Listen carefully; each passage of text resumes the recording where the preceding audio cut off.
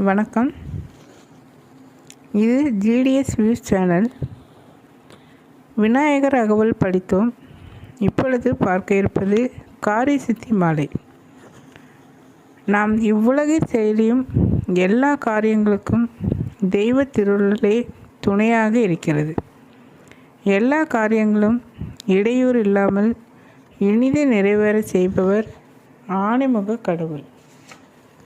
இது பற்றிய அக்கடவுளுக்கு விக்னேஸ்வரர் என்னும் பெயர் உண்டாகியிருக்கிறது.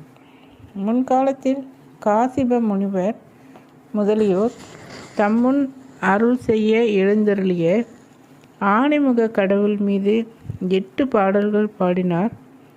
அப்பொழுது அவர்களுக்கு அருள் செய்ய எழுந்தருளிய பிள்ளையார், அன்பர்களே, நீங்கள் நம்மீது பாடிய இப்புகழ் பாக்களை எவரேனும் காலை, நண்பகல், மாலை என 3 வேளைகளிலும் எம்மை நினைத்து பாடுவார்களாயின் அவருடைய காரியங்கள் யாவும் வெற்றியடையும். 8 நாட்கள் பாடினால் மனம் மகிழுமாறு நன்மையை அடைவார்கள். சதுர்த்தி விரத நாளில் 8 முறை பாடினால் எண்வகை சக்திகளுக்கும் கைகூடும். 2 மாதங்கள் நாள்தோறும் 10 முறை பாடினால் பாடியவர்களுக்கு அரச வசியம் உண்டாகும். 2 மாதங்கள் நாள்தோறும் 21 முறை பாடுவோர் அரசாங்கம், மக்கள், சுற்றம், பொன், மணி, நெல், வாகனம், அடிமை என்னும் எண்வகை செல்வங்களையும் அடைவர் என்று கூறி அருள் செய்து மறைந்தார். இதனை பாராயணம் செய்பவர்களுக்கு காரிய சித்தி உண்டாகும். 1. பந்தம் அகற்றும்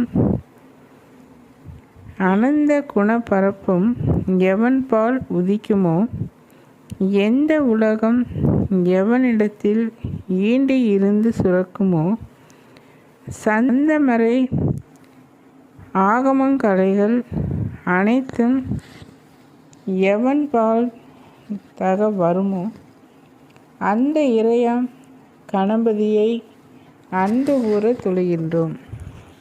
உலக பந்தங்களாகிய நீக்குவதாகிய கணக்கற்ற நற்குண பெருக்கங்களும் எக்கடவுளிடத்தில் இருந்து தோன்றுகிறதோ, எல்லா உலகங்களும் எக்கடவுளத்தில் பொருந்தி இருந்து மறைகின்றனவோ, இசை வடிவான மறைகளும் ஆகமங்களும் கலைகள் முதலிய யாவும் எக்கடவுளிடத்தில் இருந்து தக்கவாறு உண்டாகின்றதோ, அத்தகைய தலைமை ஆணைமுகனை மிகுந்த அன்போடு வணங்குகின்றோம்.